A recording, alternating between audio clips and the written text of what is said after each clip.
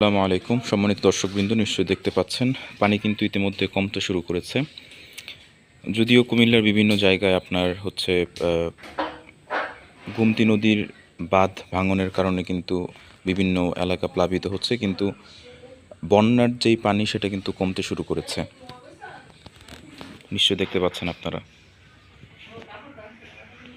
এই পানিটা পুরো একদম এই যে পাকা দেখতে পাচ্ছেন এতটুকু পর্যন্ত ছিল, এখন কিন্তু পানি নেই।